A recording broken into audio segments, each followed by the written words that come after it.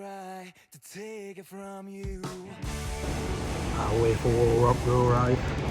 Take a seat, take a seat. Honestly, No, and I would what are you doing? I wanted some brack fries, like, So so I'm scratching on air, like, are you? potentially if it starts buzzing there, why? When did you order it? But I can't be also looking out. Anyway, Hey. welcome to the Blue Stock Club, like a very impulsive, impromptu one. We'll try and do it as quickly as we can. So, well, PSV, mate, like, Yeah, it was pretty I would- straightforward. I mean, two mistakes. didn't go the way we thought it was going to go, to be fair. No, I Was it- thought it was going to be a very tough game. I Walk thought in the park? Yeah, I was a bit shocked at how bad PSV were, to be honest. I thought they beat Liverpool, I they mean, beat Napoli. Dutch and, champions, they've brought the Dutch league again. yeah, I heard that they had a lot of players injured and they had Apparently, some yeah. players out, but they didn't really lay Nah, didn't. a glove on us. I mean, they had more possession than us in certain spells of the game, but they never really looked like scoring, to be honest. They never really looked like barely. No. Like I said, two gifted goals that they gave us. Pretty straightforward finishes by Wissa and Was Gordon. And then Harvey Bonds. What a run that was. Oh, there it is. There- Run, emergency. keep talking. Keep talking. I want to talk to this is myself. professional. Very professional. He's now running for his chips.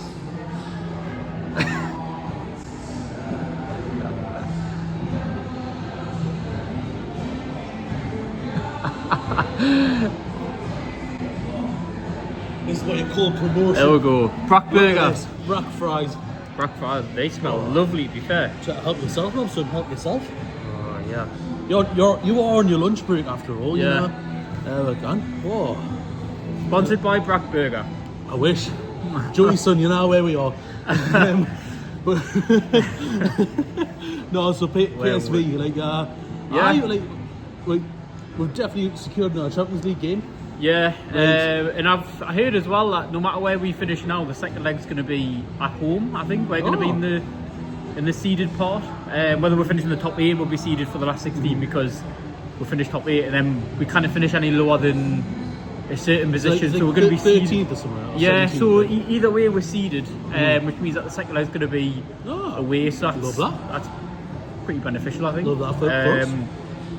Yeah, first time we're in the knockouts I of know. the Champions League as well. I think we qualified for the last 16 before, but there was 2 group stages at that point, so that doesn't really count. But Aye. first time in the knockout, so good. And I think over 2 legs, I think I would be quite confident against anybody really. I mean, Oh, like, look, 2 fantastic games coming as up. long as either way. Newcastle's at home in the second leg, Yeah. like, you've always got to fancy Newcastle, in my Yeah, opinion. yeah. I mean, every time we played a 2-legged match with the second leg of St James, we haven't done too bad. I mean, Arsenal last season, Literally. Southampton.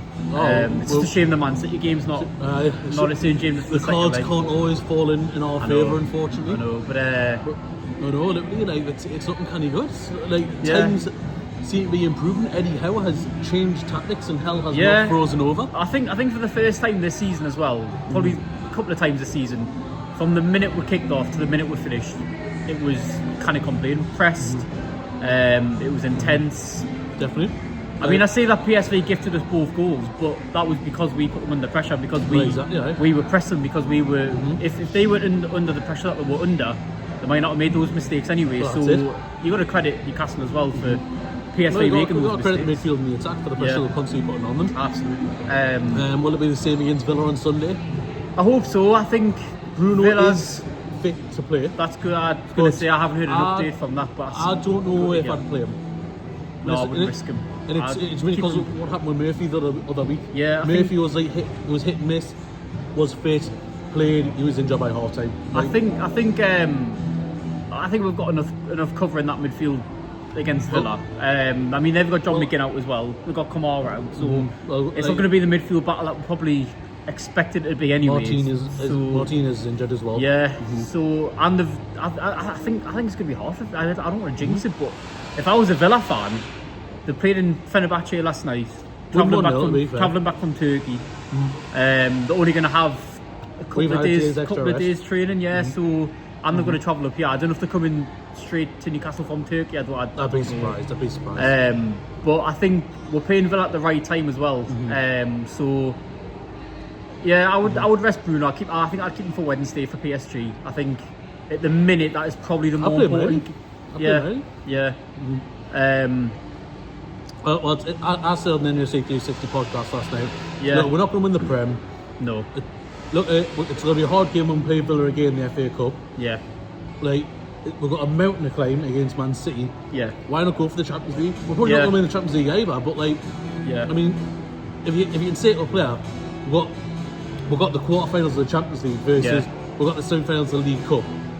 Like, they're going to look more at the Champions League. Do you know what it's about as well? The League Cup. Like, we all know we're not going to win the Champions League, but you get coefficient points for wins and how far you go. So if we get the quarterfinals, whatever, it's going to improve our coefficient points for if we get the Europa League. So we might be in a higher pot for future European competitions if we do well this season. So that's it. Like, we've got nothing to lose, really. We haven't had the best start of the season, so look, we got into coefficient last season. Yeah. Like, it's our job to do that again if we can't turn our Premier League form around, because it's not guaranteed at the minute. Like, no. we do need to step up the game a bit more. I think it's on a bit of a knife edge at the minute, the Premier League. When you look at the table, it could very easily go either way for a lot of teams, but for us, I will say it's also to run away with now. Like, but they're not running away with it very well. If you look at like who's fifth, Brentford, Chelsea. If you look at fifth or sixth downwards to about 14, it's really really close. It's a tight league. It could very easily go either way. But a team that's in our position. Yeah, could go on a 10-game losing streak and be close to a relegation battle. Yeah, and look at Palace and Bournemouth. They started off the season very well, and they find themselves 14th, 15th in the table now. Bournemouth may be looking over the shoulder. I think with that, because of actions behind the scenes, not on the pitch. Yeah, right? Palace are a bit of a mess at the minute, aren't they? Unfortunately they're usually a well-run club as well, but they seem a bit of a mess this season. I don't know what's happened. I know Glasnow's fell out with Parish, or I don't know. That's not a hard thing to do, to be fair. Let's be honest. Like, he seems like a very easy bloke to fall out with, doesn't he? I know. Yeah. But other than that, there's not too much going on. We spoke about the transfer window. I would like to be a bit more active. I mean, it's generally not many sides are very active, but it's a tough transfer window, I think, to buy and sell players, because not many teams are going to get rid of players midway through the season. And you've got a month versus the usual 3 to sort out the team, you know, and it's, unless you know that it's a player a club doesn't want or a club wants rid of. Yeah. It's slim pickings. I think apart from that transfer window in 2022 when we signed Trippier and Dan Burn and Bruno, I don't think we've ever been that active in January anyway, to be honest. Probably not since, was it 2013 when the French Revolution? The French Revolution, aye. Wasn't that like Soko, Gouffran, Haidara and Bia? Yeah. It was 5, I think. Was somebody else? It was 5. Did Debussy come in that window? Yeah, Debussy. There we go. The French Revolution, there you go. It worked for a while, but then fizzled out. So we're never really active in January anyway. No. But it would have been nice to have seen us at least try and go for somebody. I haven't really seen us. It's all just monitoring players. It's all just having an interest. Well, apparently we're going for that like Keith Smith, but like apparently AZ aren't budging. I mean, I don't blame them. I don't know where they are in the Dutch league or anything like that, but like I said, it's not many teams are going to sell in January. 19 years old, his record's pretty good, you know. Yeah. Like, I think they're probably looking at as well. Like, he's probably going to have a good January to May period anyway, so they can probably get more money from him in the summer. So, exactly. I don't know. A couple of loans wouldn't have hurt, I don't think. No. In January. I mean, Rico Lewis or Oscar Bob. You know. Have a couple of loans, or have I loaned anybody in since Matt Target? Lewis Hall, I think, and that's it. Well, Ramsdale's on loan at the minute. I'm forgetting. But like Lewis Hall and Ramsdale in the last 3 years, I think that's pretty much been it, isn't it? Averaging one loan a season. I might be wrong. I'm just thinking off the top of my head. I can't think anywhere else. I mean, to be fair, Lewis Hall, he was on loan, but he was basically. He didn't play for about 6 months properly. I wasn't ready yet. For the full season, He's ready now. Oh, comfortably one of our best players this season. Lewis Hall. He just gets himself out of like little. I don't know how he does it. He just gets himself out of little. Best dribbler at the club. I would pockets. say. Best dribbler at the club. Yeah, absolutely.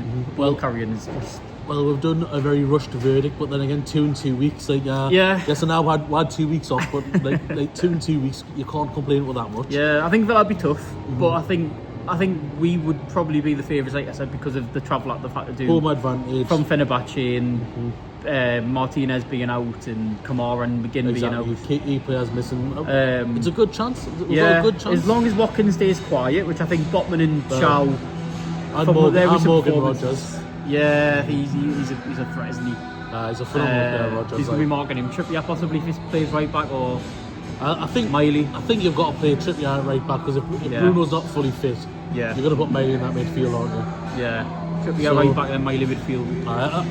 If I was picking the team, that's what I would go with. Yeah. To be fair, Rogers just cut in towards the middle, so maybe it might be a Botman or. Well, I mean, Shaw closing down. Have Sandro sitting deep like he did in the Champions League. Sandro sitting deep, Joe Linton pushing up.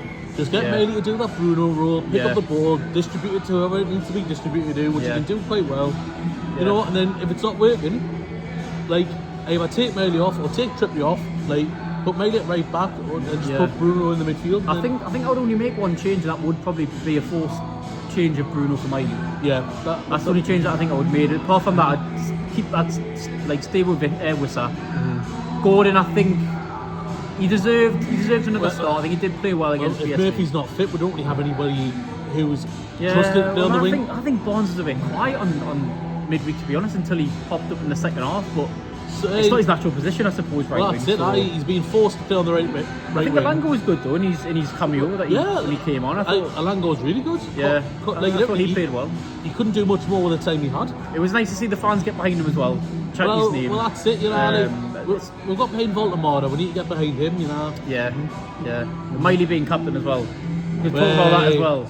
Lewis Miley, what a moment. New youngest captain in Newcastle's history as well. Maybe 19 years of age. I mean, what a moment for him. I mean, that's Kieran Trippier all over. Like, whether he has leadership qualities or not, like. He can read the room. It's the leader that Trippier is, and he's like, I'm giving this lad credit. Yeah. You know, like, no disrespect to Wissa, but I was really surprised he got man of the match. Yeah, I mean, he got an assist and a goal, but I don't think... It was between Hall and Joe Linton for me, for man of the match. Yeah, his goal was a tap-in.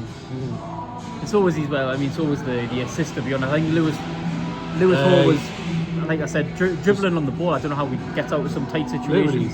Phenomenal. Like, it's...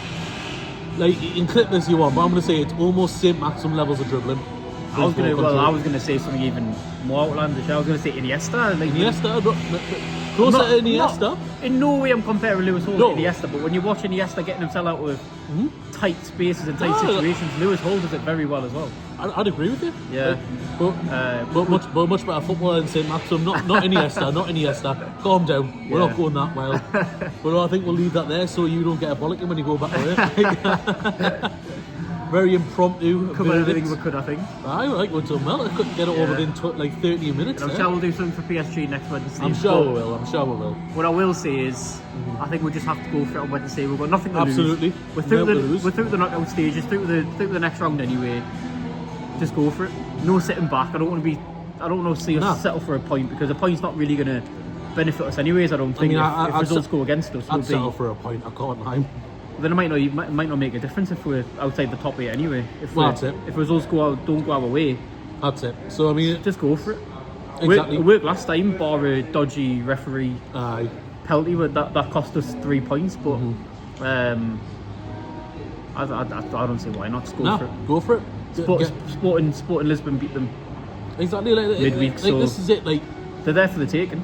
Especially, I don't know what it is about the Champions League since they moved to this new format, but it's very open, isn't it? It's so much open. It's like anybody can be anybody. Anybody can be anybody, right? Well, look, that's it. Bodo Glimt beating Man City. Yeah. Like, when we couldn't even get past them, right? I know. So literally, how can happen? No worries, we'll leave that there. Thank you very much. Thank you. Everyone for this very impromptu verdict. And I'm sure you'll see us next week at some point. Catch you in a bit. See you later.